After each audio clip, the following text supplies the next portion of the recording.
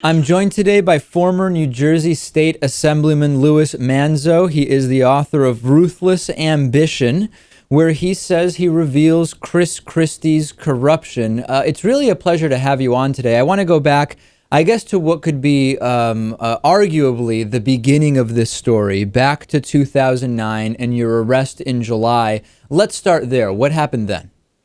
Well, I was in the mayoral race for Jersey City mayor back in May.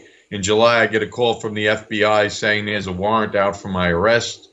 I drove up. I was on vacation actually at the time. I drove up to Newark to turn myself in, and I find out that I was being prosecuted by the federal government on a sting. It was the largest public corruption sting in New Jersey's history, known as Bid Rig 3.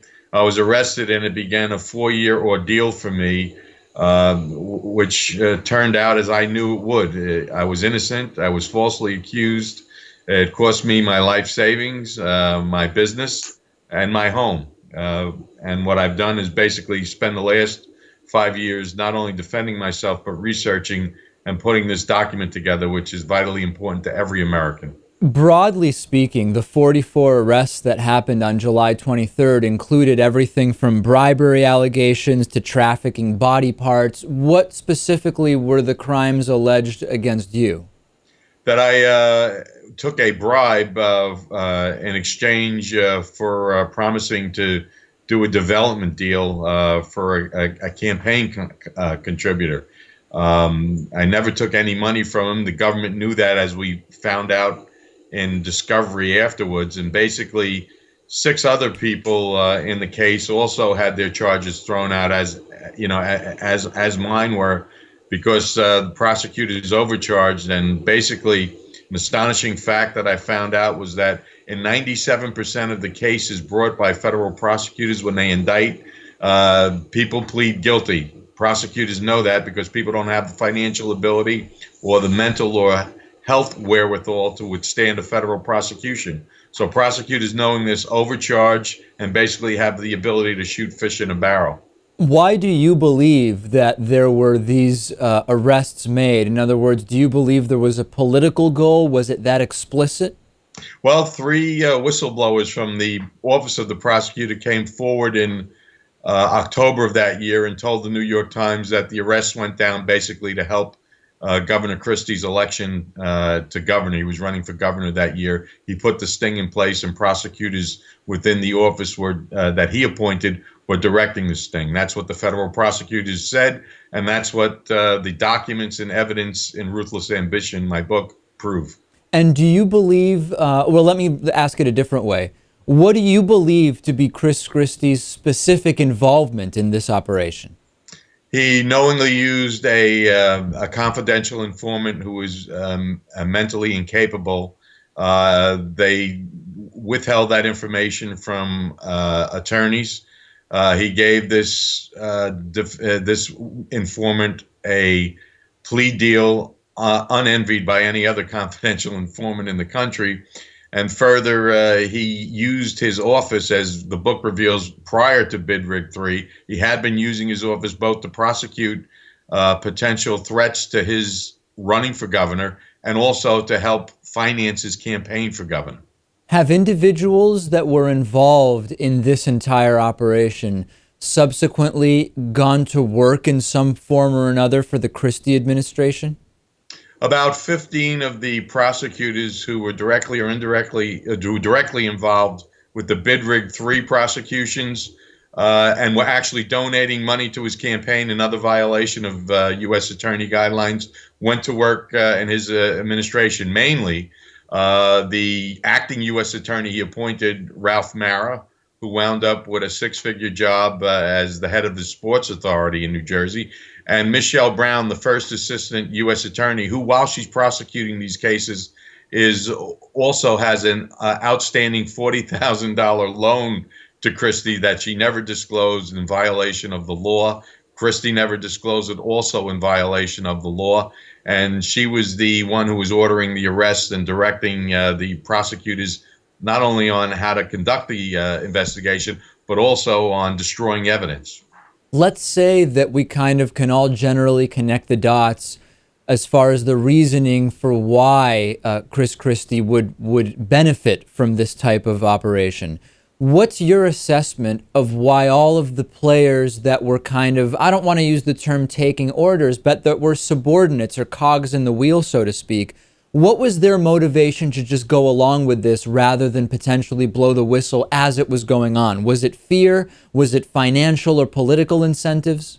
It was political and financial incentives. Those who said nothing, it was fear. And remember, there were three at least who did do their due diligence and came forward and told and spoke about what happened during my case. And, the 4 years of my case lingering through the courts, we had numerous documents that were dumped on my doorstep, actually, from inside the federal prosecutor's office, which were highly incriminating of criminal conduct on the part of these prosecutors, which is why they never wanted to bring my case to court.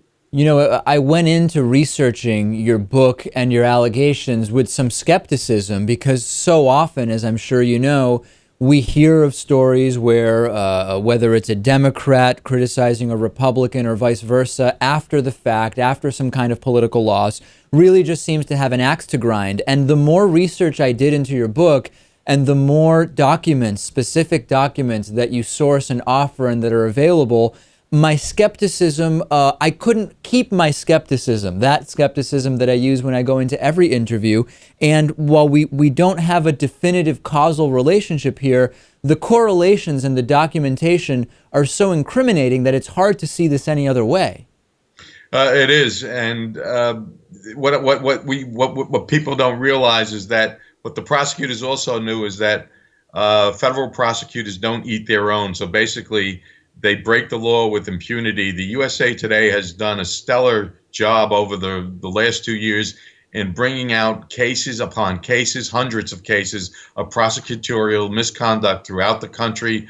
A federal district court in the ninth district, the United States Chief Justice there said basically it's epidemic throughout the country what's going on. It's not Democrat, Republican. It's just prosecutors now using politics, if you will, to advance causes. And it's sickening, and it's something that needs to be tackled by the American people. In the last bit of time we have left, over the last many years, we've talked a lot about New Jersey corruption, and I don't remember the number offhand, but some huge disproportionate number of all U.S. governors that have been indicted for corruption have been from New Jersey. What's your assessment as someone who was a state assemblyman in New Jersey of where this culture of corruption comes from within that state?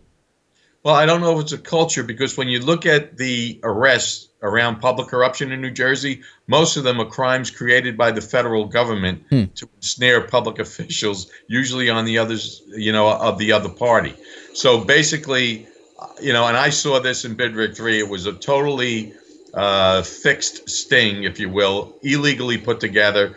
And again, the prosecutors know 97% of the time the people are going to plead. So I don't think there's legitimate corruption. Legitimate corruption to me is someone reporting corruption to the FBI, them coming in and investigating it. But even still, even if we're talking about whether charges are inflated or not by the federal government, we see that at least at the office of the governor, it's disproportionate in New Jersey. Is there any sense from you? Is there any way that you interpret or synthesize that? Look, I know that there were charges about McGreevey, the previous governor, and that was all political. And I bring part of that out in my book. A lot of that was politics on Christie's part. He wanted to run for governor actually in 2005. There was incidents with John Corzine. I was there then, and yes, there were problems. They didn't wind up to the level of being corrupt there, but he was doing things that weren't ethically appropriate, with handing contracts out to firms in Wall Street who he had connections with and who people were investing in, like the selling of the New Jersey Turnpike he was trying to do. We've been speaking with former New Jersey State Assemblyman Louis Manzo. The book is Ruthless Ambition. Thanks so much for being with us today. Thank you very much for having me and for the opportunity, David.